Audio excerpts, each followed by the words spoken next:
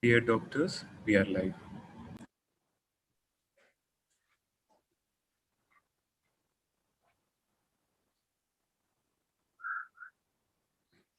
Yes, Ufak. So, good evening, everyone, and a very warm welcome to all of you. Today, we'll be conducting the part two of W3 Interactive Case Series. It's being organized by the PCO Society of India.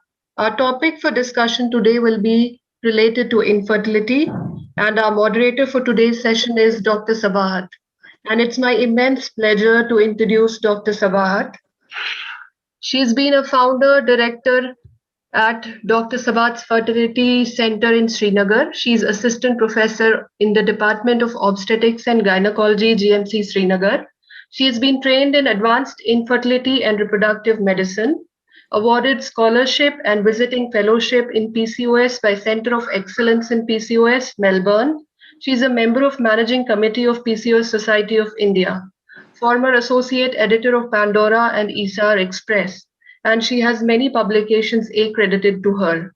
So welcome, ma'am, and it's over to you now. Thank you, Dr. Ufak. A very good evening and a warm welcome to all the guests and delegates on behalf of the PCO Society of India. This is the second W3 webinar of PCO Society of India. It's a case-based interactive webinar on different aspects of reproductive endocrinology and PCOS. Now, today we'll be taking you through infertility, the basics and evaluation. Now, before we proceed, I want to give you a little insight into how, where we are with infertility today. There are more than 186 million couples worldwide who are suffering from infertility. In India alone, more than 27.5 million couples are suffering from infertility, and less than 1% of them are actually using assisted reproduction.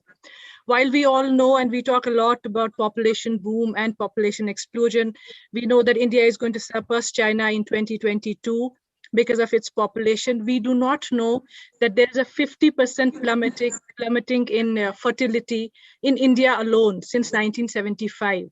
Now, this decrease in fertility alone can be contributed to various societal trends like delayed childbearing, both by males as well as females, because of effective contraception, because of sexually transmitted infections, which may contribute to tubal pathology, and also because of hazardous environmental and occupational exposures. Now, males are contributing majorly to infertility, and that amounts to around 50 to 60%. I want to bring that out loud and clear because most of the times it's the female who bears the brunt of evaluation, as well as everybody, trying to be after her that you are the one who is infertile. Of course, they do account for 30 to 40% of the infertility, but we should be evaluating the couple as a whole. The burden should be on the couple rather than on one partner. That's why we decided on taking up infertility for discussion today. We have an excellent and a very distinguished panel on infertility, and I'm sure we have a lot to learn today. Now, infertility, it's not only a personal grief, it's a familial sorrow because, parenthood is a very important milestone in everybody's life. Now, the sensitivity and the urgency to parenthood may vary from culture to culture. India tops the list of urgency in parenthood. That's where all the problem stems from.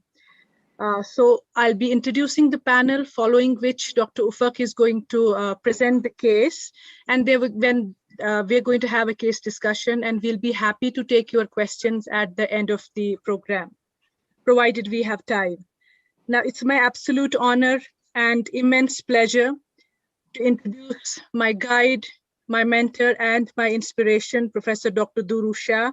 All this learning, all this dissemination of information, all these webinars on behalf of PCOS Society are her brainchild and a result of her sheer hard work. She's an academician par excellence. She's the director of Gynaec World, which is the Center of Women's Health and Infertility. She's the founder president of PCOS Society of India and the founder trustee of Women's Empowerment Foundation. She is the chair of Special Interest Group on Reproductive Endocrinology and PCOS at Aspire. She is the immediate past chair of Indian Special Interest Group of ASRM. She is also the international advisor of Special Interest Group of ASHRAE and has been the past president of FOXI, ISAR, and Indian Menopause Society. She's also the past director of digital education of International Menopause Society. Thank you for accepting the invite, and ma'am, I welcome you. Thank you. Thank you, ma'am. Next on our panel is Dr. Sonia Malik. We have had a brief introduction at one of the PCO Society of India meetings in Andheri. I think it was a masterclass by Rob Norman and Helena Tate. She is the director and HOD of South End Fertility and IVF New Delhi. She is the past president of Indian Fertility Society and the past chair of Infertility Committee of FOGSI. She is the associate editor of Southeast Asia Journal of Global Health, and also on editorial board of various prestigious journals like Fertility and Sterility India, Journal of Reproductive Health, and Journal of Fertility Science and Research. She is the past editor-in-chief of Journal of Midlife Health and scientific collaborator at Cleveland Clinic, America. She is also the ICMR task force member for genital tuberculosis. Welcome, ma'am, and thank you for taking the invite. Thank you so much, Subha. Thank you. Next, I welcome Dr. Sujata Kar, who is Director, Kar Clinic and Hospitals Private Limited, Bhubaneswar. She's the honorary treasurer of ISAR and a very busy clinician. She's a managing committee member of the PCO Society of India. She's credited with the first IVF baby of Eastern Orissa and first laser hatched baby of Orissa. Her center has been awarded the best IVF center in Orissa multiple times. She's also the recipient of Parichaya and Devi awards from Government of Orissa. Welcome, ma'am. Is Dr. Sujata here? Yes, she was here. I'm Yeah. there. You can't Yeah. see me? Yeah. I wasn't able to. Ufak, your audio is off. Next, Dr. Umar Salim Akhtar, welcome. He's the founder director of Dr. Umar's Urology Center at Sopore, Kashmir. He's the consultant urologist, andrologist, and kidney transplant surgeon and a lecturer in urology at Super Speciality Hospital of Government Medical College, Srinagar. He's former assistant professor of urology at Grant Medical College, Mumbai, and recipient of President's Gold Medal for Super Speciality in Urology. He is a member of the editorial board of Indian Journal of Urology and reviewer of many journals of urology like Journal of Urology and Journal of Lasers in Medical Science. I welcome you, Dr. Umar, and thank you for accepting the invite. Thank you. Didn't have much of a choice, did I? Yeah, no, I didn't give you a choice.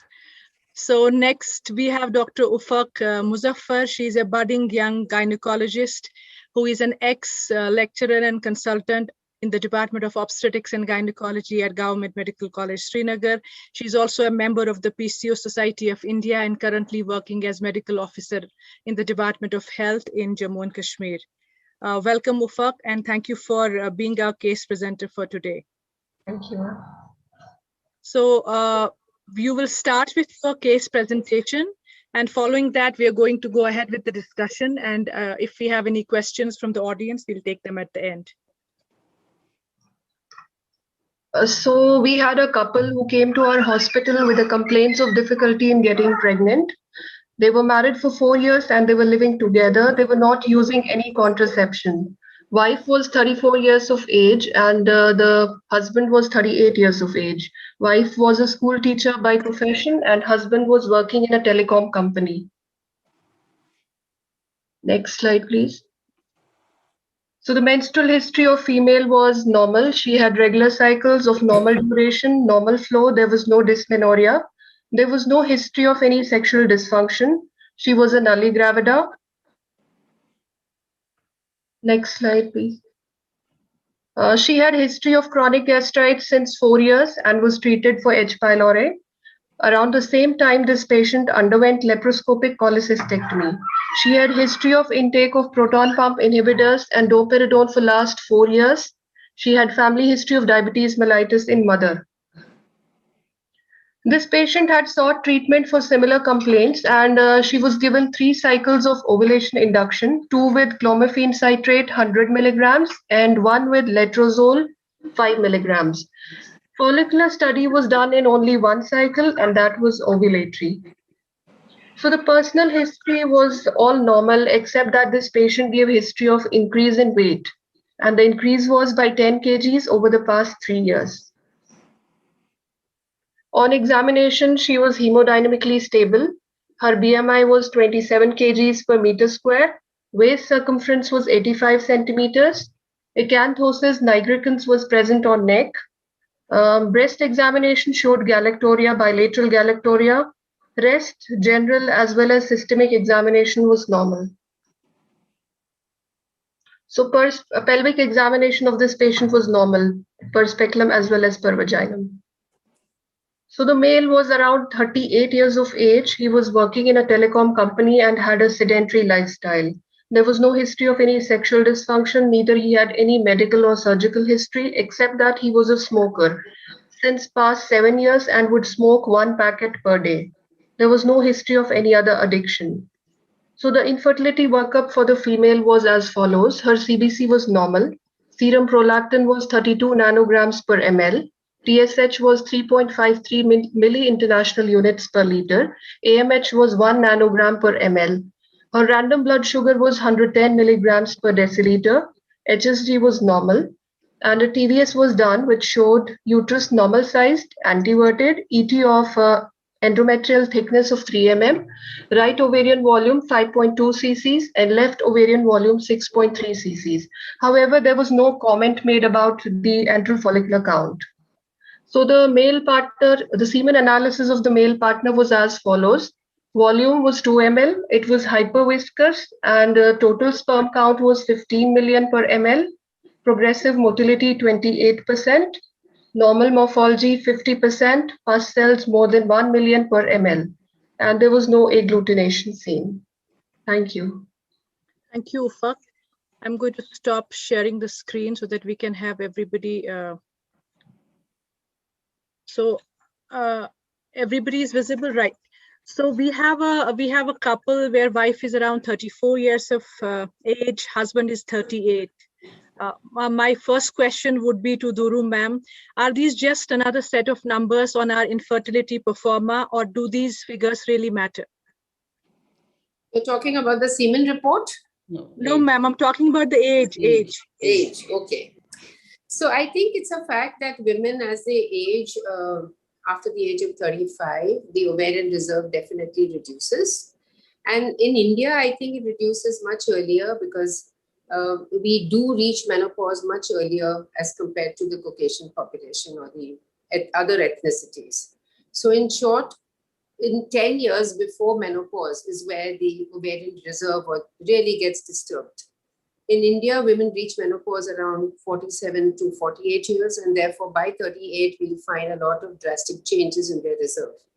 Whilst in the US or even European, British women, I have found that even at 42, they have no problem getting pregnant. But Indian women at 38, 39 find a lot of difficulty. So I think it's a number which is put forward by certain statistics created somewhere, but at the same time, I think we need to have our own statistics. There have been studies where Indian data has been compared to the Spanish population, and there's been a 6 years difference found between the two. So I think it's a very rough average number, but varies with different ethnicities. So while we have a fecundability of 25% per month at the best age of fertility, which is somewhere around 21 and 23 in general population, the fecundability, I think it reduces to less than 5% when they touch 40. On the contrary, the spontaneous abortion rate touches around 50% in these women. So I think that's where age matters. And so what do we call advanced reproductive age? I think my next question is to Dr. Sonia Malik. So where do we get in that, where do we get that term in? So I think Dr. Duru has already answered that, because she's told us that after 35 would be advanced reproductive age as per the international norms. But as far as we are concerned, we haven't classified it as yet, and we don't have any guidelines for that. But we do notice that our patients are aging faster, and we have studies in menopause, as she has pointed out very rightly. The Indian Menopause Society has already stated it in its guideline that the Indian menopause is 5 years advanced. I mean, it's earlier. Hence, we also notice that patients who are 29, 30 years of age even show poor ovarian reserve in the country. So when you ask me to classify it as such as advanced maternal age, earlier we said the elderly primary was 35 years. Now the elderly primary is something like 40 years, isn't 40. she? Isn't Yes. she? We are having women who are older and yet getting pregnant. So things have changed because of assisted reproduction. But yes, as far as ovarian reserve is concerned, if you have to go by international guidelines, it is still 35. But our own standards are definitely different and lesser. You know, according to international guidelines, we have to start evaluating a couple after 1 year of, unprotected intercourse and when they do not get pregnant. And if they are 35 years and beyond, then you have to start at 6 months. ASRM has modified that. ASRM has rectified that statement of 1 year, which was given by WHO. Now they say that you can start earlier. Yeah. In case the female is more than 35, so can we change it roughly to around 30 in Indian population? That's where my question was directed to. 30 would be a little younger, I would say 32 maybe, so a little, I think it would be that much, because see, like Dr. Duru said, if you advance it by 5 or 6 years, then definitely 30. Because if the menopause age is earlier, ours is 47 as compared to the West, which is 52. So if you consider that, then, you have to say that it's 30 for us. So there is at least something where we are more advanced than the West. Yeah. Okay, so we know that women have a biological clock that's ticking, and it's ticking hard and it's ticking loud, and everybody is hearing that noise, and we cannot stall that. I want to know from Dr. Umar, do males have a biological clock too? We would like to know, or is it that you guys stay young and fertile always and forever? Yeah, well, sorry to tell you, we stay young and fertile forever. And it's news, isn't it? No, actually, the age, there was a Chinese study on this, and the age after which the semen parameters tend to start, a downward trend starts has been, they calculated to be 34. So yeah, so we're a year before you when we maybe call an elderly father, technically. But yes, the ability to become a father remains essentially for however long the man retains an erectile function, essentially. Testicular volume can decrease in the 8th decade by about 31%, counts can decrease by about 30%, and generally semen parameters start decreasing after the age of 60 rapidly. So it's basically the biological clock ticks, but yeah, it ticks a lot slower. So, I mean, one of the reasons why we are here today and why we have roped you in is that we want to make it very loud and clear that your biological clocks are ticking too. Yes, they are. Yes. So I think the next question will be directed on lifestyle. I think that's for Dr. Sujata. So we have the lady who is a teacher, and we have the male partner who is a telecom. He works in the telecom industry. So how does that figure in our infertility evaluation? Is that important in any way? Yeah, of course, where they're working is important. And like you said, lifestyle matters a lot. For the woman, it is the weight, which is most important, single most important aspect. For the male partner, your patient, the smoking appears to be a major problem. And also the fact that he has a very sedentary lifestyle. So lifestyle advice as doctors, we need to give our infertility patient at whatever stage they reach us. And lifestyle should involve appropriate weight, which is appropriate BMI, appropriate diet, some kind of physical exercise, not smoking, limited alcohol, proper sleep, and as far as possible, reduced stress. I think these are the broad issues that involve lifestyle. So was there a deliberate attempt on your part to keep the gadgets and screen time off this? Okay, so yeah. Because next time people are not going to accept our invites for webinars. Yeah. So yeah, there has been a lot of talk. about mobile devices, laptops, etc., that might impact male fertility. But then, overall, the environmental factors itself are so many, whether it is the endocrine disruptors or whether it is the microwaves that go from these devices. Yes, that also may be a factor, but it has never been, actually proven that using a laptop or something like that will actually reduce fertility to a large extent. Yeah. Depends where the laptop is being used, on the lap or on the table. Yeah. That's important. There was a study recently which was actually on the gadgets, the thermal and non-thermal detrimental effects of mobile phones and laptops if they're used in the lab.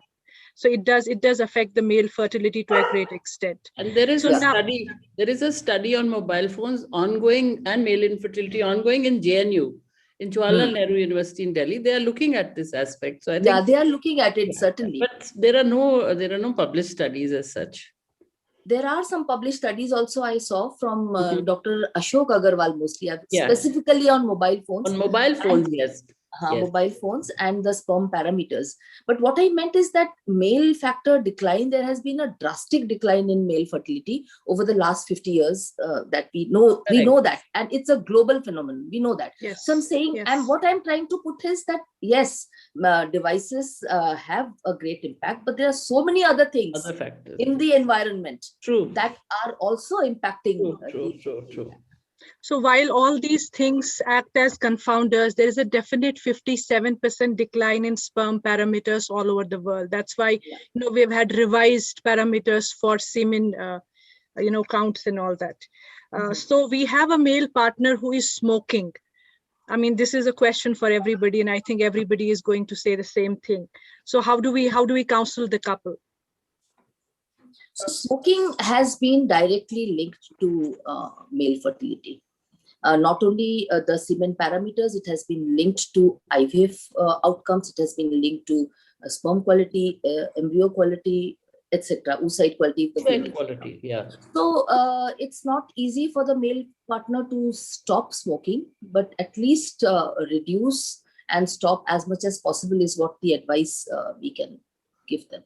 I just like to say that if men tend to be a lot worried about their erectile function, so if we can tell them that your erectile function is going to be affected by smoking, if you continue at this rate, ultimately you will lose your erectile function, they tend to take that a lot more seriously than something that's very vague, like a semen parameter, which they may not understand. So that works as a shock to them, and then they really start taking it seriously. Great. But probably even I would tell them that, if they're smoking in front of their wives, it could affect the ovarian reserve of the female partner. There is a lot of passive smoking which happens. And there's also a smoking, if they smoke within their rooms or within their homes, there is a collection of that smoke on curtains, on walls, etc. And that becomes like a third party type of, smoking. So in short, the male partner has to be told in front of his wife, first of all, stop smoking, because of course he knows what health consequences are there. Second is, you're going to have a baby, and if you're not around to see the baby, it doesn't help, number two. And third is, if you're going to affect your ovarian reserve, your wife's ovarian reserve, so get out of the house if you smoke. You're not going to be inside the house if you smoke. And that's how, probably we need to convince them that gradually give it up, or some people like to give it up suddenly, just throw it away. There are some who try their best and gradually reduce it. But I think some just can't give up. As you said, it's very tough for them. I get this question. Sorry. No, carry on. I get this question quite often from patients who is this category, like a heavy smoker, whether the alternatives for smoking is acceptable. Whatever I don't know too much about it. Maybe Dr. Electronic. Omar, whether the patch or the electronic. I get these questions and I really do not know the answer to that. The e-cigarettes have been proven beyond doubt to be far more harmful than the normal cigarettes that they're, including effects on cardiovascular disease, sudden cardiac deaths with the e-cigarettes, plus the passive smoking with them. So that's totally out of the question. I personally ask them to take Nicotinix gum if they have nicotine gum 3 times, 4 times a day. It gives them the high of having the nicotine intake. It doesn't necessarily replace the high of the cigarette smoke. But yeah, that's the best option that they have. Yeah. But they have to weigh that high against the low of not having a child, of being infertile. Yeah. I think that would be a better way to counsel them. Yeah. Ufaq, the next question is meant for you. You said that her menstrual history was normal. What did you mean by that normal, and how does it help you? Normal history means, menstrual history means that the patient is having ovulatory cycles and probably her ovarian functions are normal. So what is the definition of a normal menstrual cycle? Is it a 28-day cycle? 21 to 40 days is normal duration. Okay. Lasting for 5 to 7 days. Okay. So I think 21 to 35 is what we take as normal, and that can be a surrogate marker for an ovulatory, cycle. Does everyone agree? Yes.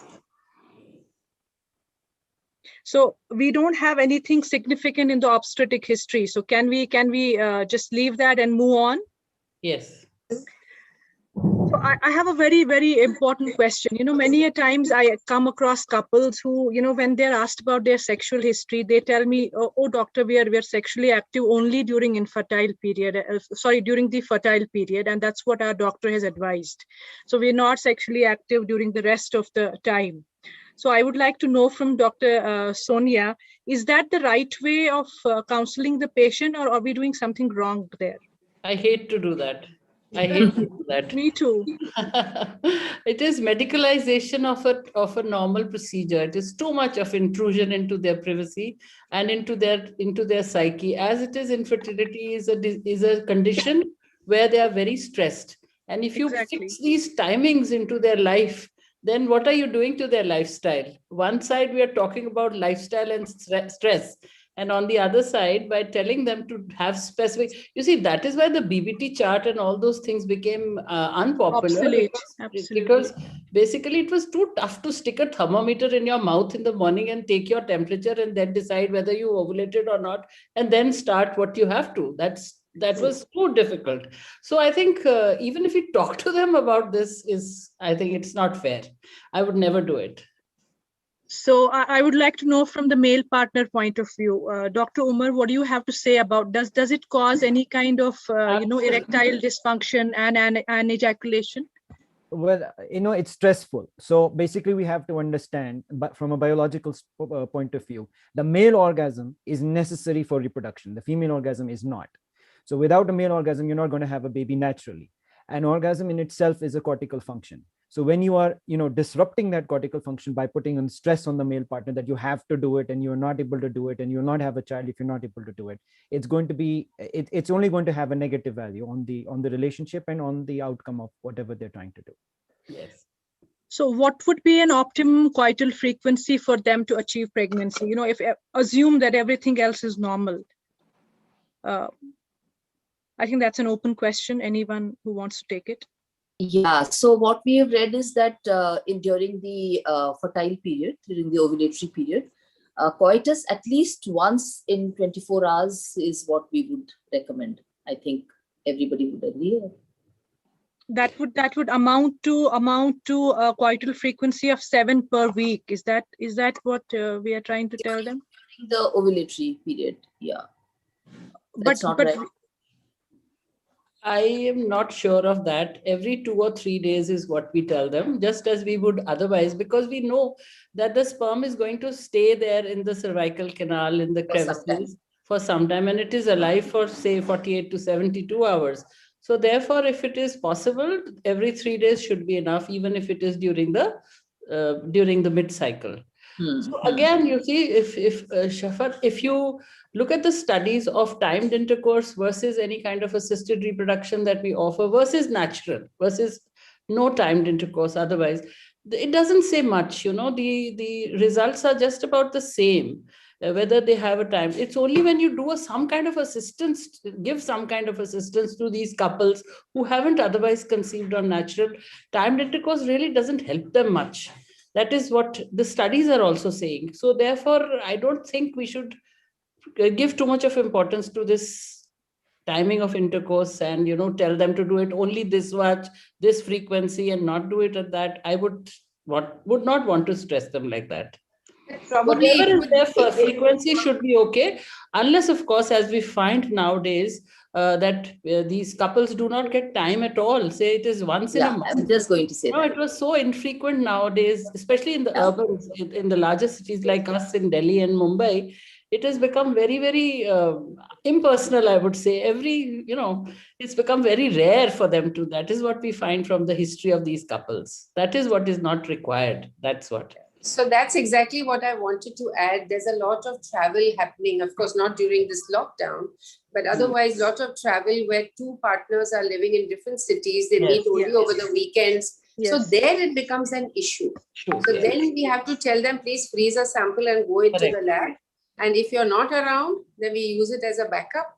And then as soon as she's pregnant, please come back so that she doesn't have to answer funny questions as to how she got pregnant without husband being around. That's true. That's true. And we also don't have to answer those funny questions for them. Yeah. And even during the lockdown, Dr. Duru, funnily, what has also happened is that the working hours have become so erratic. Work from home has extended to beyond their working hours, and they keep on working after, 10 o'clock, 11 o'clock, they're on the computer. And so they end up being so tired that many of them just cannot do anything more than that. But something spontaneous pregnancies have increased. Are happening. They have increased. So probably I don't know whether they have increased I don't know if they have increased in the infertile population. They have increased in the fertile population, yes. But they're about the same over there. Yeah. I think it will be a good idea to look at those couples, who are actually in the wait list for IVF or IUI, and we have to look at their pregnancy rate. So probably their stress got diverted to COVID, and that somehow helped ovulation. Because lockdown has made them stay together, but it hasn't reduced the stress in any way. Yeah. If at all, it has increased the stress. Yes. Yeah. So it may be stress versus staying together. So we have this couple who are on the higher side of age. I think the lady is around 34. The gentleman is around 37, 38 years of age. But we also had a BMI of 27. So now if we take Asian standards, that amounts to obesity. And if we take the international standards, that is overweight. I'd like to know from Duru ma'am, would she like to optimize her BMI first before giving her any fertility treatment? Or should we do it simultaneously since, the age-related decline is there? Yeah, as a matter of fact, the ASRM guidelines very well tell you that, if you're doing IVF, studies have shown that if you're doing IVF, the weight doesn't really matter in terms of success rates. But in a woman who's not undergoing IVF, yes, the higher the BMI, worse is the result. And therefore, they say in women who are of advanced reproductive age, don't waste time trying to make them lose weight, because they've done a very nice study. Some studies have been reported where they've compared women who just went straight for IVF as soon as they reached the clinic. And the second group where they were made to lose some weight for 3 months before they went for IVF. And they found that the success rates were higher in the patients who went straight into IVF rather than those waiting for IVF. But yes, the spontaneous pregnancy increased in the ones who were waiting for IVF and at the same time losing weight. So in short, for advanced reproductive age women, yes, we would not really waste too much time. Maybe we could try for a month, 2 months, 3 months, whatever, depending on her data or her reports. But waiting for months together, waiting for 10% of weight loss, it may be disastrous for her fertility. I think we all second that totally. We have to optimize the weight, but we also have to take into consideration the age-related decline in fertility. This Now, person is just borderline. She's not too much. Yeah. She's only 27. She's not Only- cured. So therefore, Almost everybody of our patients will be 27. yeah, that's Let's what. face it. We barely have less than Barely 22. have, yeah. but she has one more parameter which is not in her favor, and she has a waist circumference of more than 85. yeah. So even I if saw she is that, not yeah. obese, she is definitely centrally obese. Yeah, she has all that central obesity, and Yes. Yes. Yes. She also PCOS? She isn't. No, she is ovulatory, I She's think, regular cycles. ovulating. Nothing is indicating that she's a PCO except that she has a family history of diabetes. Yeah. You know? So it may be a subtle sub clinical kind of a feature somewhere, but as such, I don't think so. Yeah. But she's obviously insulin resistant, I think, if she's Yes, got she is. waist She is. circumference Yes. high. Yes. yes. So we have a waist circumference of 85. We have a family history of diabetes. We have her at a BMI of 27 kgs per meter square. And we have Acanthosis nigricans. Yeah. Does this mean she is insulin resistant, Duru ma'am? I think so. Yes, I of think course. she's insulin resistant for sure. For And sure. therefore, I think weight loss will help her. But at the same time, if she's insulin resistant and she wants to get pregnant, I would like to add on a few insulin sensitizers for her to help her. Besides, of course, a lifestyle change. But I have found that women who are insulin resistant and who are put on insulin sensitizers, they tend to lose weight as per the normal weight loss which occurs in any other woman who's trying to lose weight. Whilst if they are not taking the insulin sensitizers, they have difficulty losing weight. I mean, they go with their friends to the gym and both of them are doing the same amount of exercise. But the one with the insulin resistance doesn't happen to lose weight as much or as quickly as the other one. So this is only to add on a little bit of an adjunct to help her to get rid of that. That's what I would do.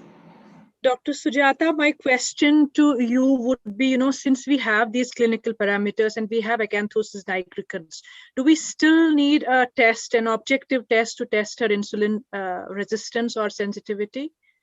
I think testing her for insulin, glucose challenge test would be a part of evaluation. I don't know if it was done or not, but I would certainly evaluate all obese women and those who have the parameters that you say with a 75 gram 2 hour GTT. So yes, you will do it. Test her. Yeah. What about you, Dr. Sonia? I will do it. I will do it too. I will do there it. was a paper which was actually concentrating on underdeveloped countries with limited resources, and they were very clear cut that if a person has Acanthosis nigricans, it's always a surrogate marker of insulin resistance. Yes. And if they want to cut down on the costs, they may take her as an insulin resistant patient and they may start treating her. But of course, probably to see how how effective her treatment will be, we may want to do a glucose test. But otherwise, insulin resistance, can we take Acanthosis nigricans as a surrogate marker and not go for a glucose? It is a surrogate marker, as Dr. Duru has pointed out. But only thing is that in this patient, her reproductive status may be a little confusing, because basically all her hormones or her endocrinology is normal. You haven't stated, her AMH is all right. It's neither low nor high. And like we said, her BMI is not that much, except that she has that midriff, which is thick waist circumference. Yeah. So that is one pointer. The second is this nigricans. Her blood pressure is normal. So, if you have to really think of metabolic syndrome and you have to think of insulin resistance, I think Sujata is right. A GTT will not harm her, because it's not just the reproduction. We have to guide her for other things as well, Metabolic complications. Yeah. So therefore, and it might deteriorate when she gets pregnant. It might deteriorate. So therefore, also it's important to know the baseline. So I would do it from that perspective, because she's undergoing a treatment with us. What these guidelines have stated is basically for general people. If you find a person coming to you for something like that, then you may not do it because you have a gynae problem. She comes to you, you may not do it. You just put her on it. But here we have to address her reproduction and her pregnancy. For that reason, we should be doing it. I would do it. Also, in my personal opinion, acanthosis has not always translates into a abnormal glucose test. Correct. And Let we me just I think that's- clarify. Are we looking at Indians blood are sugar? genetically highly insulin resistant. I'm sorry, Yes. Dr. Guru. Yeah, so I think we see it very, very commonly. I wouldn't put too much importance to that in this particular patient that you are saying. It's a little confusing, this one. No, that's why the family history was there. She had a Yeah. high waist circumference. She had a higher BMI. Yeah. So Correct. now next thing, let's talk about her breast discharge. So she has a galactoria, and her prolactin is on the higher side of normal. I think we all agree that she is going to need some kind of treatment for that. Yes. I So- noticed that she's been taking domperidone and the Exactly. I was coming to that. Yeah. that is the one which so commonly, and they So take common. it like, just popping a chocolate every day, Exactly. the antacids, and that is one of the commonest cause why you get this. So I we don't know need to, about- before we start her on any kind of treatment, we need to stop her domperidone, even if she continues with her rabiprazole, because she does have some chronic gastritis problem, but she Yeah. has to definitely stop her domperidone. Yeah. So I wanted to ask you now, if she has galactoria and she had a normal serum prolactin, here she has an elevated serum prolactin, would we still like to treat her, Duru ma'am?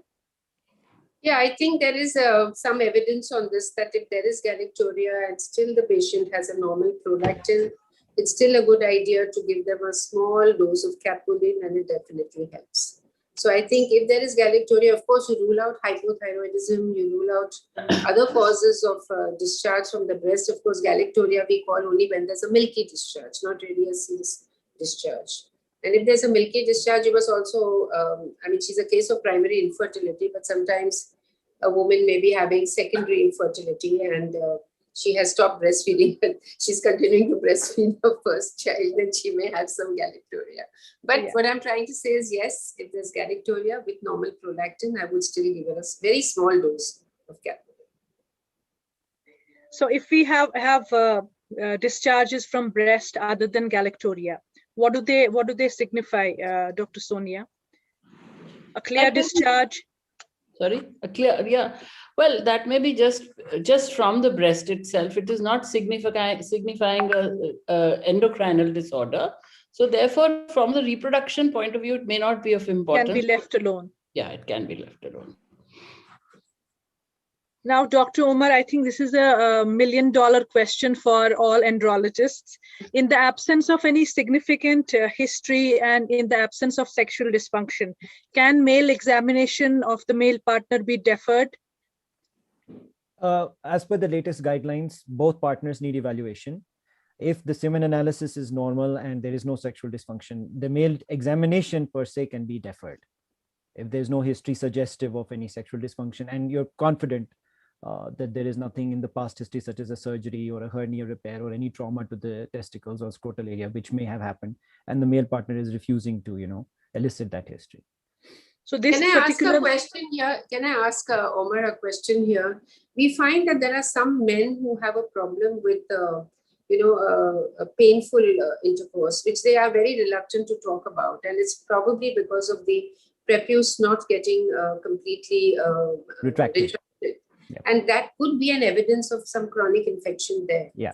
Could that be a cause of infertility, even though the semen may be normal? Per se, that may not cause any effect on the semen. There are two ways in which that may cause infertility. One is the painful intercourse may prevent the male from, ejaculating within the vagina and avoid intercourse, an avoidance tactic. And second, that may be a marker of another infection in the male accessory sex glands, which may cause, the semen parameters to be abnormal. What you're probably talking about is a tight frenulum. It's a very common condition, and it's easily correctable by frenuloplasty. Absolutely. Yeah. Absolutely. So now I think we'll move on to the evaluation of this couple. We have covered the history part. Now we know for them to get pregnant, we know that the couple has to be sexually active. The lady has got to be ovulating the right size of the egg at the right time. She's got to have patent tubes, at least one of them where the egg and sperm can meet. She's got to have a functional vagina. and the male partner has got to be making sperms in large amounts, which are actually moving forward so that they can meet the egg. And of course, we have to have a uterus which is prepped to receive the baby. So how do we evaluate these patients as a, I mean, I want to know, I want to get it across to our audience. What is the basic test of infertility and what is the advanced test? Because I see patients, you know, from all ages, they come with all kinds of tests from basic to advanced, and then some very important tests are missing and some tests are just done like that. I think I'd like to start with Dr. Sonia, please. See, many, I don't remember the year, but a couple of years ago, ESHRE had actually classified the tests into 3. You know, the ones that are essential. The ones, essential means the ones that have a bearing on the outcome of pregnancy. The ones that are required, which may help us with the diagnosis, and the ones that are just for research. So essentially, we need to only do the tests which are important for us from the point of view of outcomes. So for that, number 1, we have to establish the ovulation. Number 2, we have to look at the tubes. And number 3 is the semen. These are the 3 main tests that we all have to do. And then the accessory tests, of course, as we all know, that if we are, now that we have progressed so much into assisted reproduction, we want to know the endocrinology of the patient. We want to assess the uterus of the patient. When these tests actually these guidelines came, ultrasound was not given so much importance, but now ultrasound has become like a, you know, part of an examination for all of us. So that becomes essential. You know, it is an essential part of that. That is, these are the only tests which we need to do essentially, but the other tests are all aids. We don't need them as such. That is my contention on basic infertility management. But totally agree. Duru ma'am, would you like to come in about advanced testing? You're talking about this particular patient, right? Yes, this particular patient. Okay, so this she already has a serum AMH. I think everybody who is getting married in India or is sexually active, I think she has to, like you have a birth registration, they have to have an AMH and they go around with that placard that my AMH is this much, and then only they get married. Yeah. But let's face it, the AMH doesn't talk about the fertility point of view in terms Absolutely. of, it only talks about the follicular count, which maybe it correlates well with the antral follicular count. But at the same time, what I like to do is, of course, at this age, I would want to do her FSH and LH and estradiol readings, mark her ovarian reserve, find out. Because even if she has few eggs, but if she has a high FSH, which is bordering more towards 9 and 10, I would be concerned about her, and I would not waste time doing an IUI or any other sort of therapy, which is a simpler therapy for her. But probably I would alert her and say, this is what's happening, and we shouldn't waste too much time on very simple management. So I would like to do her FSH, LH, E2. I would like to do on day 2 or 3 of the cycle. I would like to do her ultrasound on day 4 or 5 to assess the antral follicular count, the ovarian volume, to look for any hydrosalpinx, to look for any intrauterine pathologies, like which may be present, like a small polyp or some kind of adenomyosis, or so of course everyone looks for all this. But at this particular age, I think more or less it's the ovarian reserve I'm concerned about at 34. And then management whenever you discuss, but I think this is what I would like to add to the infertility evaluation, which Dr. Sonia has already mentioned. So I did a little reading about ovarian reserve testing, since we do so much of them. It's very clear that they do assess the quality and quantity of eggs, but they definitely cannot predict live birth, and they cannot predict the pregnancy rate. Absolutely. So they're more needed. We need them more to know how the particular patient is going to respond to ovarian stimulation. Absolutely. So I did read an ASHRE paper just today, which said that these are actually ovarian stimulation tests. They're not testing the reserve. Absolutely. They're just testing how well the ovaries are going to respond to ovarian stimulation. So why? So now I have a question for Dr. Sujata. She has a low AMH, a hypothetical case, low AMH, high FSH. Do we write her off? No, not at all. I mean, especially like you said, it doesn't tell you her fertility or what are her chances of pregnancy. But as a clinician, the most important thing that it helps you, the ovarian reserve testing, is to decide how you will manage her. Whether, like Dr. Duru said, whether you'll do a IUI or you'll do a IVF. But we are certainly not going to write her off if she has an AMH of 1 and she has a FSH, which is a little borderline or a little high. And if she's taken into ovarian, taken up for ovarian stimulation, that itself will give us a good idea about how she's going to respond. So now she has a much lower AMH than 1 cannot be written off. You have so to.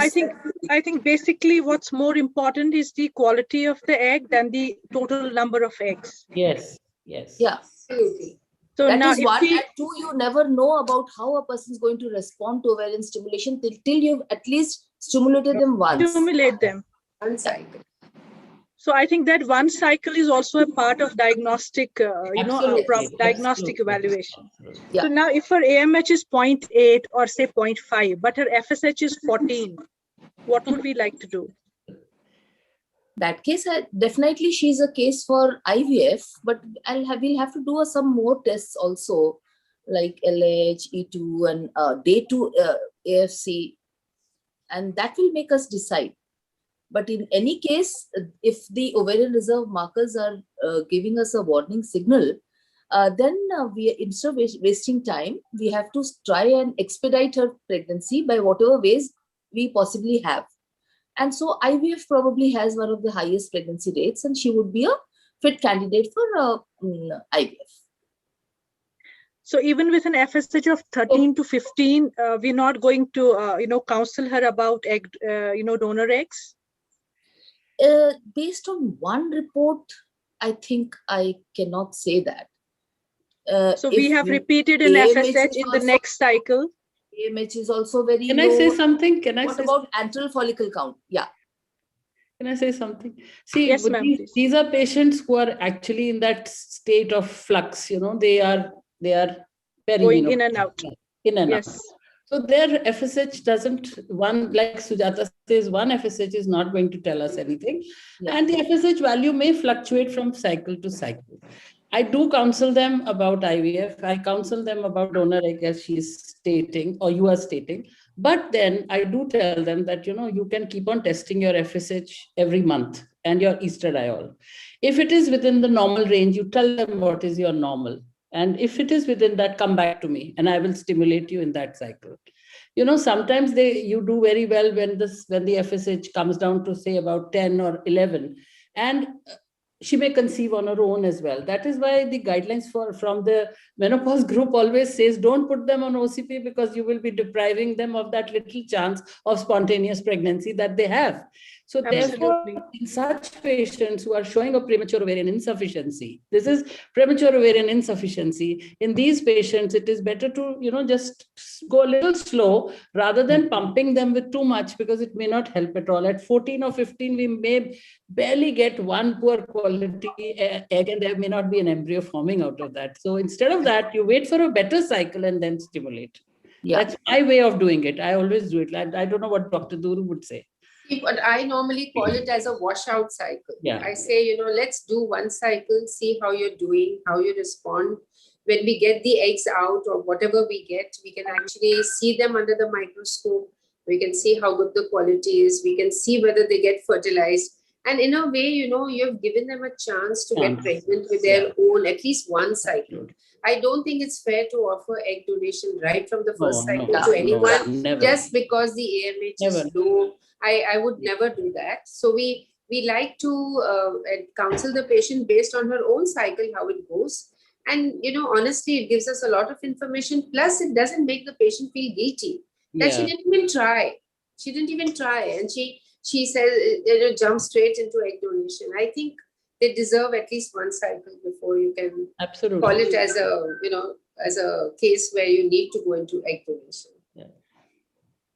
So now we have a low, a diminished ovarian reserve. So these women, even if we take them for assisted reproduction and we do IVF and we need stimulation, we know that they're going to respond a little poorly to stimulation. We need longer days of stimulation, higher dose of gonadotropins. Now, there was an article which was, I think, published a year or two back, and they said the higher dose of gonadotropins, they themselves, they perturb the process of meiosis. And that's where, aneuploid embryos may be more than what you had, even, if you had given them a lower dose. Would you all agree? No, not anymore. Not anymore. So Not we don't anymore. give higher doses of We give lower stimulation. Not Yeah, anymore. so that's what I'm saying. So we all agree with them that yes, higher doses do perturb the process of meiosis, and it may lead to aneuploid embryos, which either fail to implant or they miscarry. In any case, you're not going to get more eggs. Yeah, in any case, and we're just going to spoil the eggs that we have there. So is there any way by which we can treat this high FSH and a low AMH scenario? Other than IVF? I don't get that. No, any adjuvants that she can be helped with? Okay. Maybe you're talking about DHEA. Yeah. Yeah.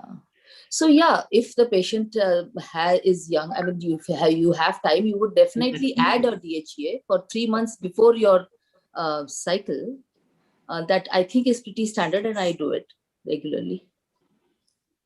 Other than that, the vitamin Ds and the CoQs, and they would be a standard addition to this kind of a patient whenever we start or decide to do IVF for her.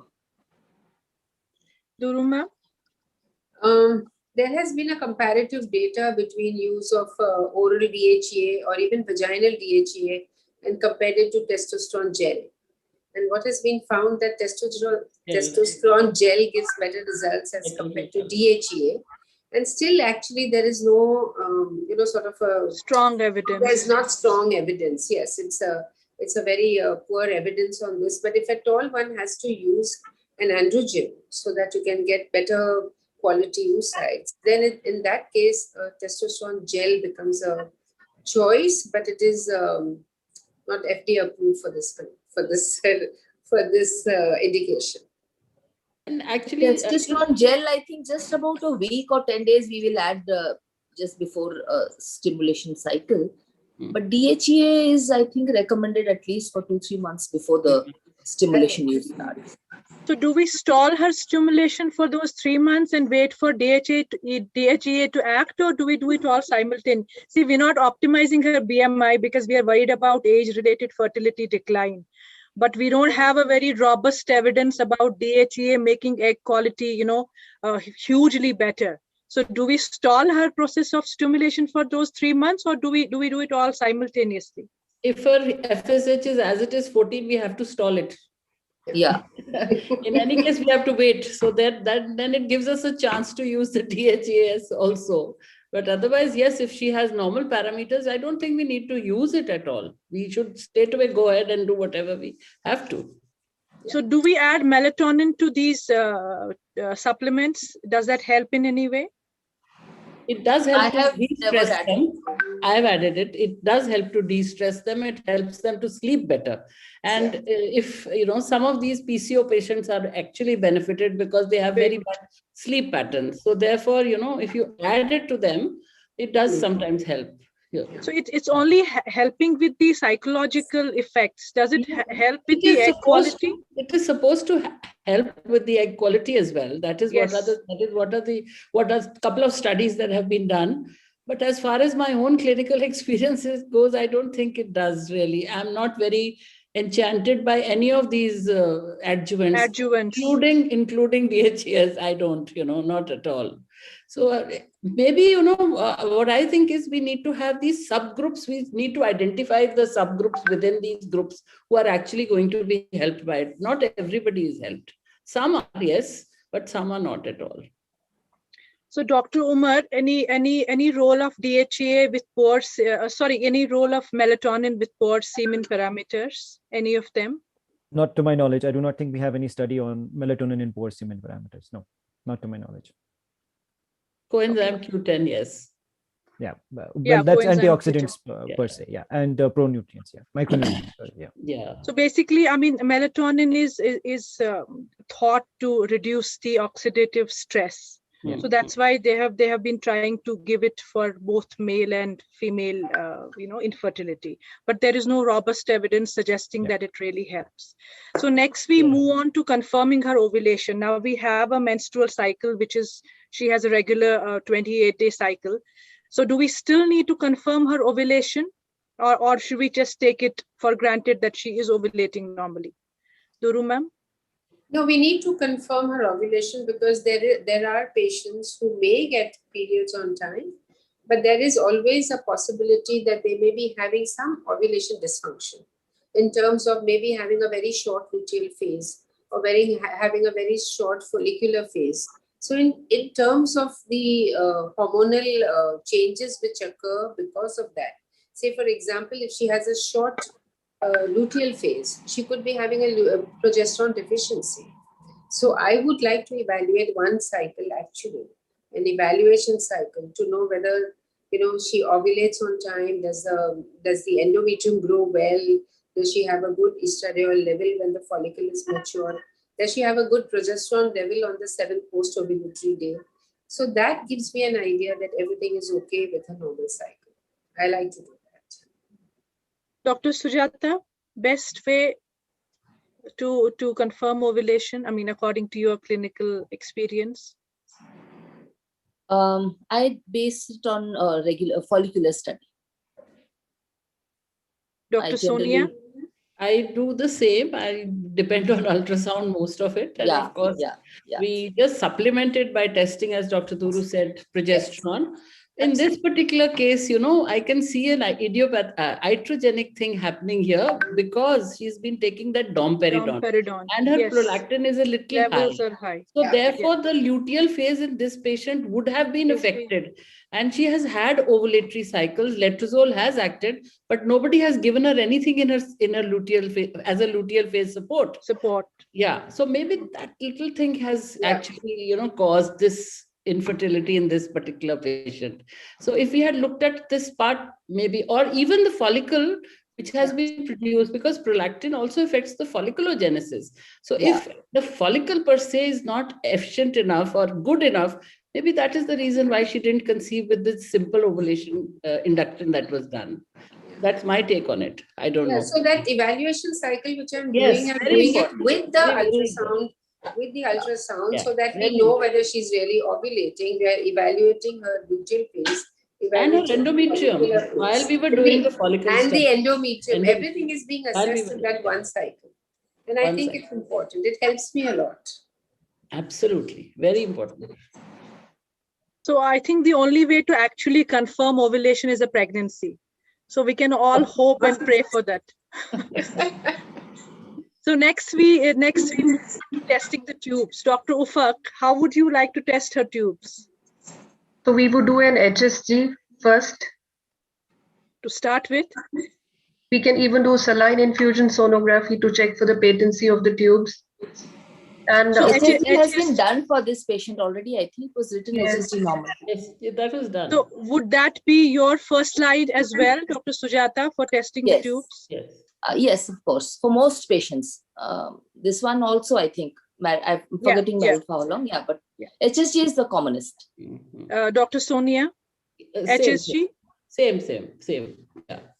So when would we consider a patient for laparoscopy upfront? What are the clinical parameters or indications where we would skip HSG altogether and move on to laparoscopy upfront? So for me, the only reason I would do a diagnostic laparoscopy if there is a finding on the ultrasound. Only then I would do a diagnostic a laparoscopy. So a laparoscopy has to be combined with a operative procedure in mind. Only then a laparoscopy. Otherwise, it has to be HSG. Or if there is a abnormality on HSG, only that case you would do a laparoscopy. Yeah, but probably if a woman has a history of some surgery in the past, if we are not referring to this patient, if any other, if she's had some history which is symptomatic, if she's complaining of severe dysmenorrhea or she's got dyspareunia, or if she's got, just a surgery done for some reason. So then in that case, probably I would be more, more inclined to do a laparoscopy, because I want to probably rule out any amount of minimal endometriosis which may be present, or at the same time if there are any adhesions inside due to her previous surgery, or if there, and combine it with a hysteroscopy at the same time. So in short, if there is any positive history in her symptoms, then yes, I would be more inclined to do a laparoscopy. But otherwise, I agree with Sonia and Sujata that the primary way of testing the tubes would be HSG. So none of us doing saline infusion sonography or HyCoSy as the first line. I generally don't. I tried it earlier on, but I wasn't very happy with it. There are so many people who do it a lot, but I somehow couldn't take on to it. Dr. Sonia, what's your take on that? On what? Sorry, my internet had gone. Saline infusion sonography and HyCoSy versus HSG as first line for tubal evaluation. I think, yeah, like Sujata is to it. I think Sujata was saying the same thing. I haven't really taken to it much. I sometimes like to do it, like a perfusion study. Maybe when you're doing an insemination, you do that extended thing and you look at the tubes along with it. But otherwise, no, I generally like to do an HSG because it gives you much more information rather than these SIS. If it is just an intrauterine lesion, maybe just an SIS would be I would be happy to do it, but not for the tubes, not so much for the tubes. So now that her HSG is already normal and she has had around 3 to 4 cycles of ovulation induction post HSG, would we like to consider her for laparoscopy? Yeah. Well, yes, yes and no. In this discussion, we have already kind of tried to find out, and we are of the opinion that she hasn't been taken care of properly. So we would still want to do one proper cycle before we actually decide on a laparoscopy. So I don't see any indication for a laparoscopy. There's no indication. Sujata, in case we find an absolutely normal cycle when we do a study, then maybe we would want to do a laparoscopy to see if there are adhesions around the tubes or something like that, or endometriosis for that matter. So because in that case, then the luteal support and stuff would be different, no? That is why I'm saying so. But only thing is that as of now, we need to study her much more. As Dr. Duru says, we have to look at her cycle much more carefully before we subject her to a laparoscopy. Plus basically. So laparoscopy has to be you have to do laparoscopy, I feel, if you have in mind that this is the procedure you'll be doing. So if you're expecting adhesions, or if you're expecting stage 1, stage 2 endometriosis, stage 1, stage 2 endometriosis, even after laparoscopy, you're going to come back and do IUI. And otherwise, if you have taken off a laparoscopy, you have to be prepared for a clearance of the pelvis, which rarely we do. Do a nice clearance of all the endometrial spots. And if a good ultrasound, transvaginal ultrasound is done with the current excellent machines, I think we can pick up most of the morbidities. Very rarely we'll need to do a diagnostic laparoscopy, like Dr. Duru said about previous surgeries, adhesions and all that. I agree. So how well do laparoscopy and HSG correlate? Now, I'm not talking about this particular patient. I'm talking about if a patient, HSG is showing a tubal block, how well does it correlate with laparoscopy? There was a study from Gangaram. Where they had found 36% of unexplained infertility were actually endometriosis, on laparoscopy. So if you look at that, studies like this, coming from different parts of the country, then yes, there is a point in doing it, because we do not know that on HSG, we cannot assess that. But as such, again, HSG gives a lot of information, and I don't think we need to really subject every patient to laparoscopy just because of those 30%, results. And there are also very good papers, very old ones also, very robust ones, which have shown the extent of endometriosis that you see while doing a laparoscopic BTL, family planning surgery. So again, extent of laparoscopy, extent of endometriosis. that is found during laparoscopic tubectomy. Ah, yes, of course, yes. Yeah. Yes. So they say if an HSG is saying that tubes are patent, there is actually less than 5% chance of having those tubes actually blocked, finding them actually blocked on laparoscopy. Okay. But if your HSG is suggesting a tubal block, it's more than a 60% chance that they will actually be patent on laparoscopy. So only if we have a tubal block on HSG do we actually need to do a laparoscopy, other than where we are suspecting endometriosis or other tubal pathology. I think we will, how do we deal with the hydrosalpinx on laparoscopy? I think this is very important. I'm just bringing it up. It's not, the case doesn't have a hydrosalpinx, because I have seen people doing all kind of funny things with hydrosalpinx, treating them with antibiotics and telling them, this will just clear it off. This is very small, it does not matter. So I would like to know everybody's opinion as far as hydrosalpinx by definition means irreparable and irreversible damage to the tubes, and it has to be dealt with accordingly. If it would generally should have been diagnosed before taking her up for laparoscopy, but if not, then on table the patient should be counseled, her patient party, and then I think a proximal tubal dismemberment or something like that should be done. So do we all agree? Clipping, delinking, or aspiration of hydrosalpinges, what would be the ideal for patient? Even if she's going for an IUI, say suppose she has a unilateral hydrosalpinx, the other side is looking absolutely fine. We'll not be absolutely sure what the internal architecture is. But if one of her tubes is fine, the other has a hydrosalpinx, how should that be dealt with? A clipping or a salpingectomy? Yeah. Say if I had to do just if she was younger and we were going to try for an IUI, and if she doesn't conceive, of course, there would be a little higher risk of her having an ectopic, because if one tube is affected, there's a higher chance the other tube is also going to be affected. So we would counsel her, and if she says, no, doc, I would like to try for a cycle or two, and if I'm not getting pregnant with just an IUI, then I'm happy to go through with the salpingectomy. In the past, there was a little confusion about whether salpingectomy would reduce the ovarian reserve in such patients.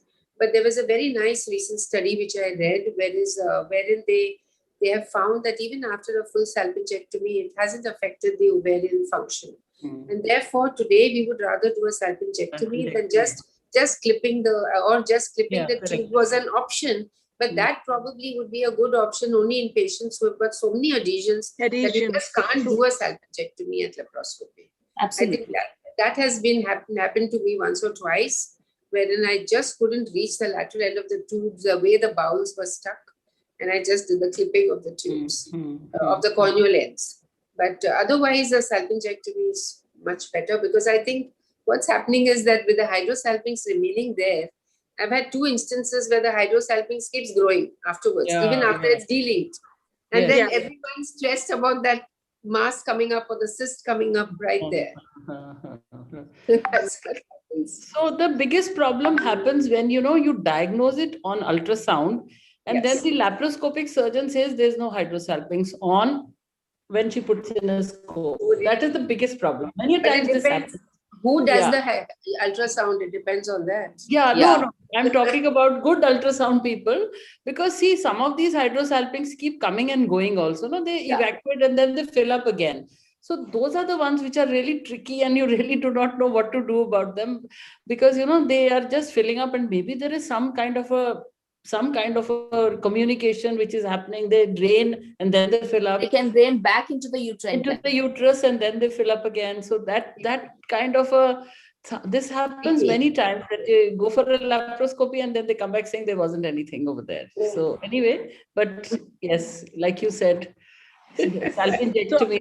So, I think in a nutshell, we are emphatically, all of us are on the same page that hydrosalpinx has to be dealt with surgically, either by a salpingectomy or a tubal delinking. Absolutely. There is no aspirating a hydrosalpinx, there is no cannulating a hydrosalpinx, and there is nothing like leaving it as such and treating it with antibiotics. That's what I wanted to get across. Postcoital test, is it obsolete or do we still do it? I do it sometimes. I do it sometimes, especially in patients who've had ejaculatory dysfunction. There, I like to do it. Once they have actually said that they have been able to consummate, I like to do it because that makes it sure that they have been able to do Absolutely. Absolutely. I have had a very interesting case many years ago, wherein a couple who were married for 11 years and came to me for infertility. And when I examined the lady, I found her hymen was still intact. So I was wondering how she was having intercourse, and obviously she was a little obese, and I presumed that probably she's there's been no penetration, but just probably happening between her legs. Now the question is, if we do a PCT, then we are able to know whether the semen has, as Sonia very rightly said, if there is an ED, if there is a evidence of ED, we must do a PCT to know whether the semen sample has landed into the vagina or not, and that's very important. Yeah. I think let's take a quick andrological opinion on that postcoital test. I'll leave it to you.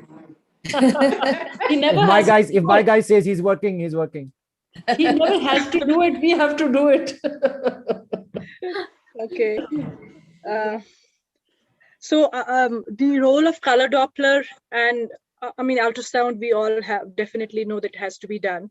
Though ASHRAE guidelines for IVF and assisted reproduction, they say we need a single measurement of endometrial thickness on the day of pickup or on the day of HCG. So we don't need to actually serially monitor the endometrium, and there is no role of color Doppler.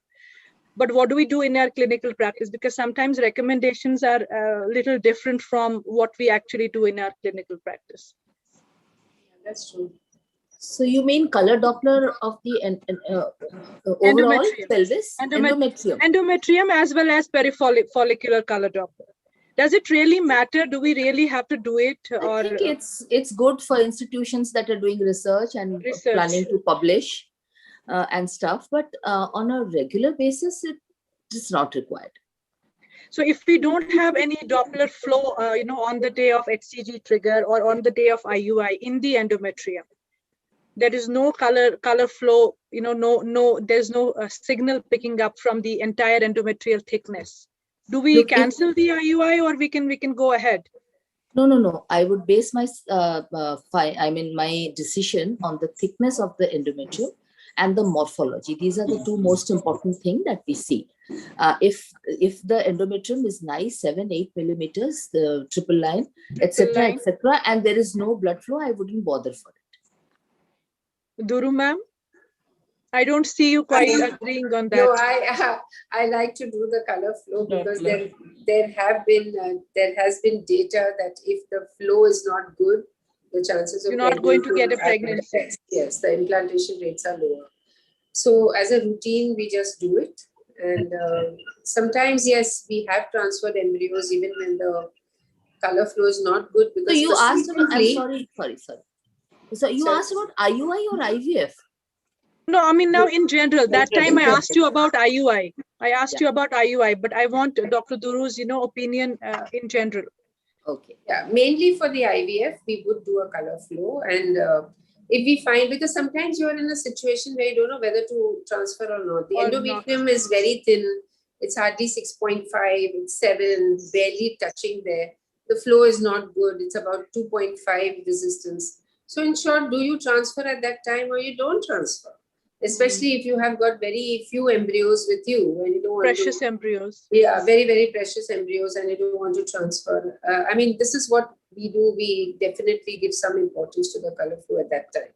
Otherwise, if the endometrium is excellent, triple layer, growing very beautifully, and if the progesterone is less than 1.5, we would transfer. See, again, I look at it from the point of view. We know that we are all trying to improve our success rate, isn't it? And so if you have a very simple patient who's come to you for the first time, she's young, and you know that if you do a simple IUI, she's not going IUI. No, she was talking about IUI, and Sujata said. So everybody doesn't have a color Doppler facility also. We are talking about different places, isn't it? So it is an essential commodity or a modality which we all need to possess. But yes, if we have difficult patients, as we do in IVF clinics, it's an add-on. So therefore, and it's a very useful add-on. It does improve our success rate. That is what we've realized. And even in IUI cycles, what you are expecting a success rate of about 12.5 to 30% in a normal IUI with an ovalogen. But if you give gonadotropins, then you're jumping it up, and then it is an expensive cycle also. So why not just put a little color flow and see whether everything is fine before you do an IUI? It's just improving your success rate by adding on certain good things. That's all. But otherwise, it's not essential, and everybody shouldn't go home.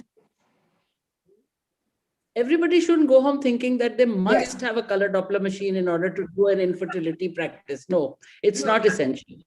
I was talking about the IVF. Yes, yes. So I think we'll come to the male factor now. So they say if there is a male factor, for a long time. It's always going to show in the semen. Do you agree, Dr. Umar? No, not now. I don't agree to that statement altogether, because now we have an entity called unexplained male infertility, in which we have normal semen parameters, but then we have recurrent pregnancy loss or miscarriages and so on. So semen analysis as of itself always associated with the history, associate with the examination of the patient. And then if you still feel that there is some abnormality under certain conditions, you can do further tests. So how do we advise a male to go for a semen analysis? What is the period of abstinence that we would advise? Right. So generally the WHO reference is 3 to 5 days. There have been studies which have shown that even a day or 2 days of abstinence does not necessarily affect the semen parameters much, but it's always better to keep a 3 to 5 day abstinence period. I'd like to point out here one thing very important for the audience. One semen analysis as of on its own, you should not label a patient azoospermic, oligospermic just based on one semen analysis. If there are abnormalities on one semen analysis, please repeat the semen analysis. The recommendations are repeat between 2 weeks to 4 weeks after the first one has been done with proper abstinence. Second thing that is there, that you must refer the patient to a laboratory where the collection facility is proper. A wide mouth jar or wide mouth container is always recommended, as opposed to a urine culture vial. So that means that since this male partner had a hyperviscous semen with a count of 15 million, which is normal, but it's on the lower side of new normal, and a progressive motility of less than 28%. So you would like to reconfirm it with another semen analysis before going? Yes, definitely. My first step would be to reconfirm. Of course, with this abnormality, it's a red flag. Refer this patient to somebody who is treating male reproductive dysfunction, and let him have a look at this patient and take a proper history. If he comes to me after the history and examination have revealed no other abnormality which requires further investigation, I'd send him up for another semen analysis in a week or two, depending on how soon this semen analysis was done. Now, since this semen is suggestive of biospermia, would you like to do a semen culture, or is that the jury is still out on semen culture? We do not have any conclusive evidence on two things. One, does semen culture and the treatment of a positive semen culture affect pregnancy outcomes or not? We do not have any definitive data on that. Personally, I would like to go for a semen culture. Again, data says one semen culture being negative, and then you have still biospermia after treatment is again not conclusive. So do a semen culture if you feel that there is biospermia. Biospermia defined as more than 10⁶ blood cells in per milliliter of the semen that we have. So now he was. I just like to. Yeah, you're talking about hyperviscosity. Yeah. So the hyperviscosity is almost always a result of male accessory gland infection. So treat that male accessory gland infection. You can give empirical antibiotics for that. Doxycycline works well, nitrofurantoin works well, and the fluoroquinolone groups work well. Point to be noted here is that the duration of this treatment is longer than you would for other urinary tract infections. So we're not going to stop at a week or 2 weeks. I like to give it for 4 weeks and then go back and have a look at what the semen analysis has to say. So roughly it takes around a month to correct the infection. Yeah. Is that what we are trying to say? Yes. So where does sperm DNA fragmentation come into play? Right. Will so that come into play for this particular patient, or would we like I'd to? I'd go back and repeat his semen analysis first. I'd like to treat his pyospermia. Right. So now the semen analysis, again, if it reveals abnormalities, then there are conditions in which we recommend DNA fragmentation tests. If there's a varicocele, if there are lifestyle, if his lifestyle, modifications may affect the DNA fragmentation later on, if he has evidence of an infection. We are looking for correctable things in history and an examination which can correct the DNA fragmentation and so improve the chances of the pregnancy outcome. How do we treat, for example, if we have an evidence of DNA fragmentation being high, the index that we refer to is about 30%. How do we treat? One of the treatments that has been advised and shown to be effective is recurrent ejaculations. So you ask the patient to ejaculate once every 24 hours. How does that help? This waiting period of the sperms in the epididymis decreases. Their exposure to reactive oxygen species in the epididymis decreases. So the chances of them accumulating DNA fragmentation abnormalities decreases. Another is antioxidants, lifestyle modifications. And if on examination you have evidence of varicocele, again, this is evidence is very preliminary, operate the varicocele and do a varicocelectomy.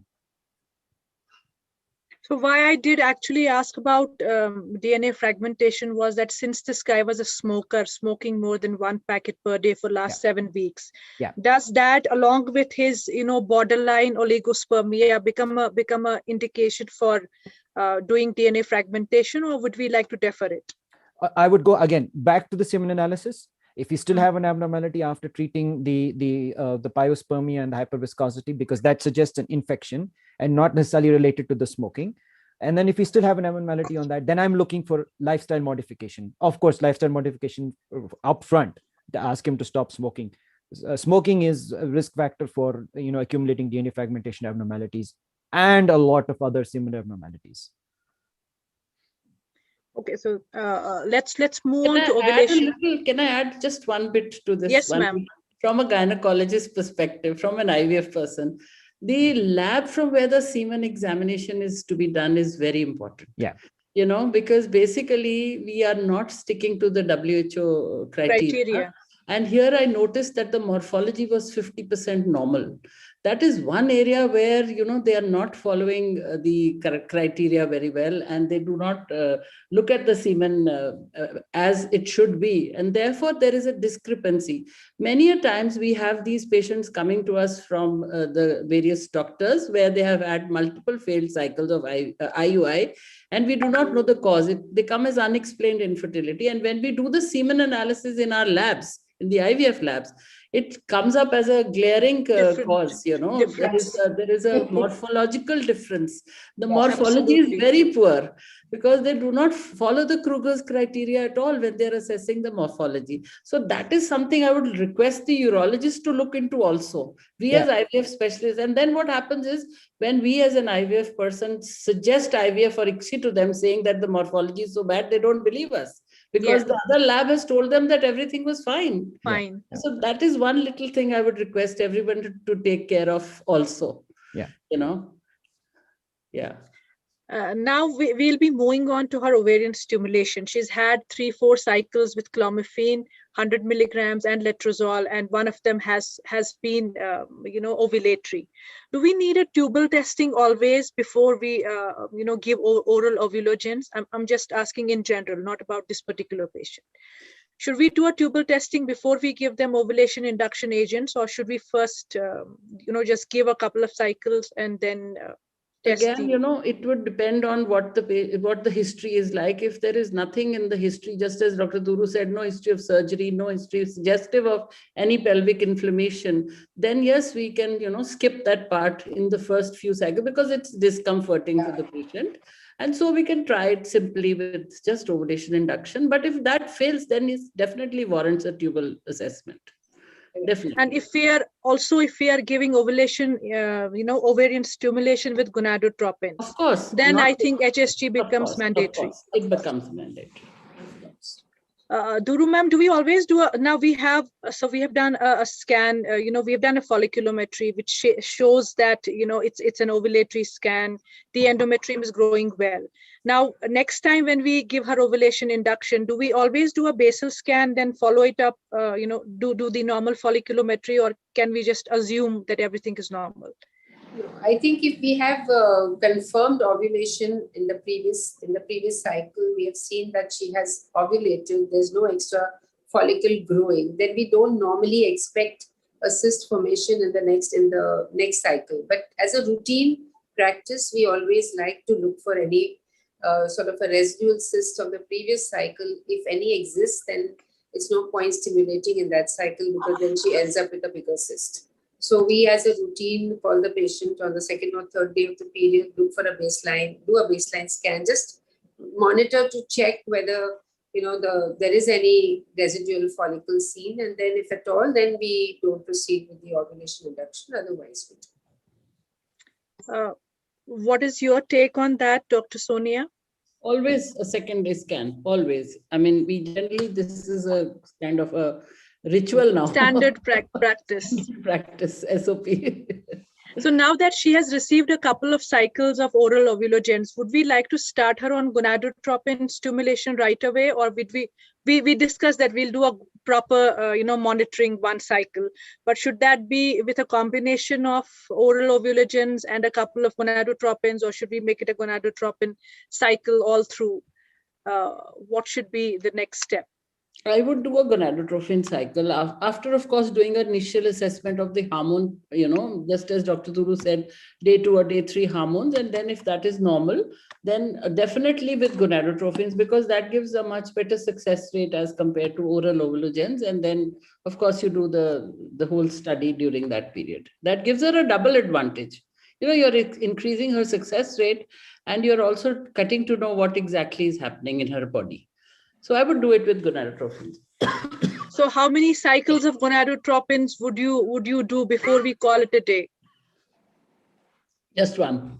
3 to 4 cycles of IUI and gonadotropins is the max you would do.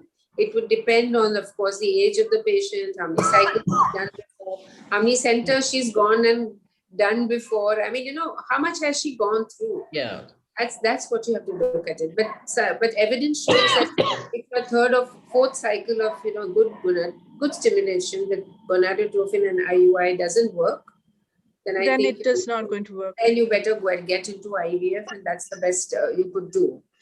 We have tried some IUI cycles with antagonists because we have had a lot of PCO patients with very high LH. Even right in the beginning of the cycle. So in those cases, I have done a few patients where you just give gonadotropins, it doesn't work because of the LH. So we have given antagonists to those patients and got pregnancies. And there the pregnancy rate goes up to almost 29 to 30%. Yes, yes. If you have selected your case right and you've given it even with an IUI cycle, it works well. Yes. So I think that you have to be selective. You can't do it for everyone, but in selected cases, it works well. Definitely. Rather than going into IVF. Yeah.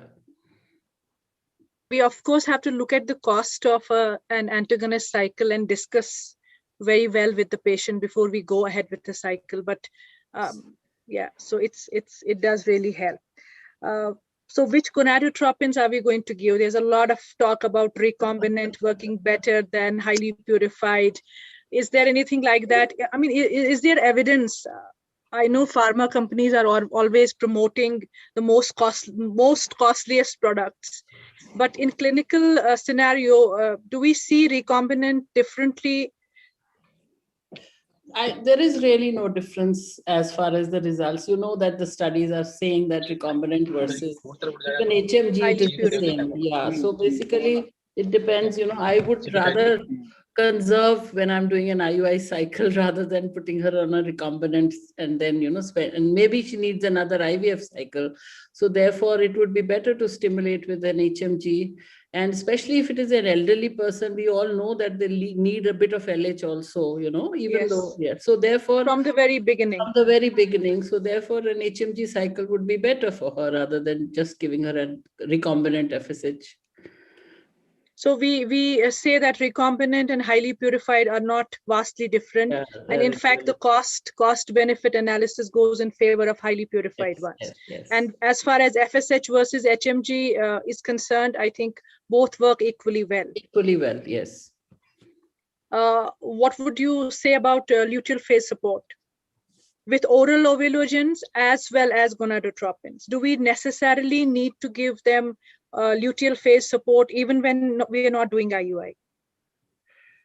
The data says that you do not need to give any luteal phase support with oral ovulogens. Okay, but then you need to look at your patient case. There has to be a case-to-case variation in that. Just as this patient, for instance, if I had to stimulate her, I would have supported her luteal phase as well.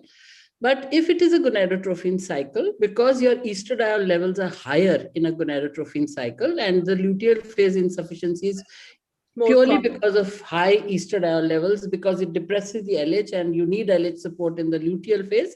So therefore, you need to support these cycles with good progesterone, support. So gonadotrophin cycles will always need luteal phase support, but in oral ovulogens, you can be selective. If I may add something, Sabha? Yes, ma'am. Oh, you're there? Yeah, so I was yeah, I'm just had a problem, so I'm on my way to something. We couldn't see you. Yeah. That's because, I'm kind of going somewhere. Sure. I was just trying to make a point that if there is more than one follicle, then obviously the E2s will be high. The same logic that you put. Yeah. But anything more than one follicle, multiple follicles, then we should certainly add luteal support. That's what. But otherwise also, whenever we do a follicular study and we stimulate, we tend to give some kind of luteal support.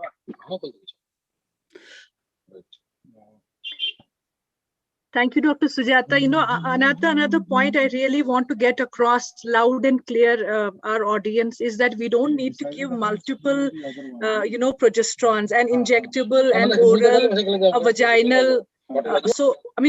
I think one would be enough, especially for an IUI cycle. IUI cycle, yes, definitely. Yes, so even if they're giving oral, it does have intolerability. It does have the side effect profile is high, but one oral would be enough, or maybe vaginal is better. So I would like to know, in this particular patient, would we like to add metformin before we, start her on stimulation, since she was insulin resistant by her parameters? Duru ma'am, I would like you to take that question, please. As I mentioned to you earlier, that I like to give them metformin even earlier in view of their insulin resistance. I like to give it to them earlier. And it is known to, of course, in patients who are to be given metformin, if they have a reason to be given, I would give it right away.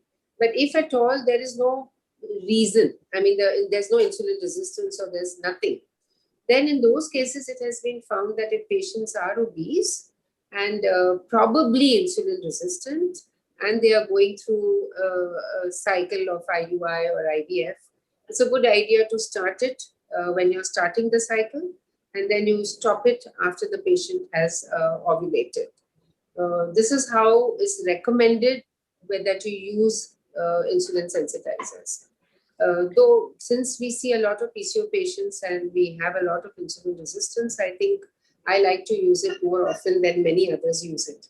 And in IVF, definitely it helps to reduce the hyperstimulation. It really works very well over there. And this is my personal opinion. And sometimes the recommendations are a little different. I remember I spoke to Dr. Duru ma'am about metformin, and she said, when I started using it in India for PCOS, nobody else was using it. So one day, one patient came to me, she was very, angry, and she said, the pharmacist told me that you have started me on a diabetic medication. Medicine, yeah, because she was not diabetic. So I think. No, carry on. The general consensus is that if she is insulin resistant, she has to be on an insulin sensitizing agent like metformin, which is most commonly used and is also safe to be continued into pregnancy. But if she's only obese and we don't have any objective evidence of her being insulin resistant, we can give her metformin through the ovarian stimulation cycle. And then if she's not insulin resistant at the end of it, then we can stop it. Just a word of caution over here. Metformin also decreases the AMH. You know, that is how it brings down the OHSS levels as well.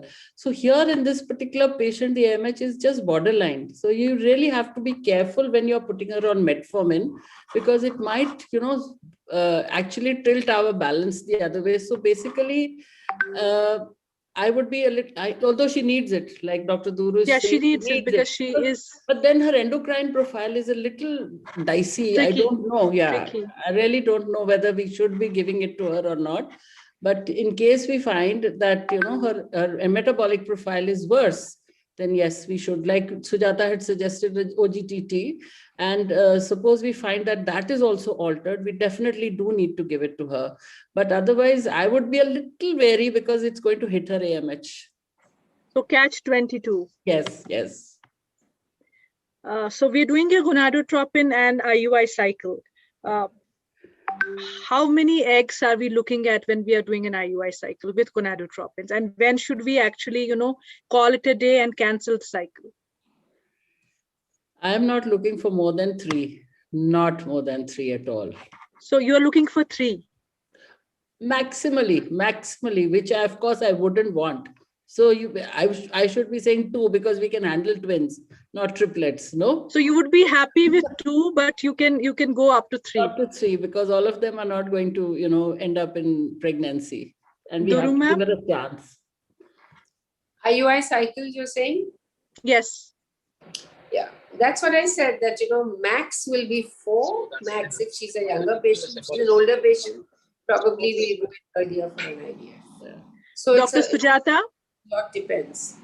I think if it is a IUI cycle, the aim would be 1. But anything more than 3, I would cancel the cycle. So, do you give a trigger in IUI cycles? Is that necessary? Does it change the live birth rates, or should we just leave it for nature to take care of? Yeah. No. In an IUI cycle, a trigger is a must. Everybody's on the same page? Yes. What about a non-IUI cycle? If we are just doing an oral ovulation cycle without an IUI and timed intercourse, do we leave it for spontaneous ovulation, or would we be better off with a trigger? For majority of cases, I would give a trigger because, you know, that's how it helps them time the intercourse perfectly, kind of. But it can be left without a trigger. So quick questions, I think, to everybody. Sorry, ma'am. Excuse me, can I leave? I have something at 8:30. We are beyond our time. Yes, ma'am. No, we are still 20 minutes. We still have 20 minutes left. Was it till 9 o'clock? It was 8:30. No, it was till 8:30. 8:30. Okay. Thank you very much, ma'am. All right. So I think even I'll have to leave. Yeah. So should we just wrap it up? Yes. Yeah. So thank you, everybody. I don't think we have time to take any questions. Apologies. Thank you. I think audience will have. I suggest you ask them to send you the questions, because I can see about 70 questions. 72 questions. Yes. We'll be happy to answer them. Yes, we should be happy to answer them. Yes. I think, Shobit, you will have to take those questions and you can send them to us, and then we'll be happy to answer the questions. Yeah. Thank you, everybody, for a wonderful discussion. As always, I have learned a lot from today's discussion, especially from Duru ma'am and Sonia ma'am and Dr. Sujata.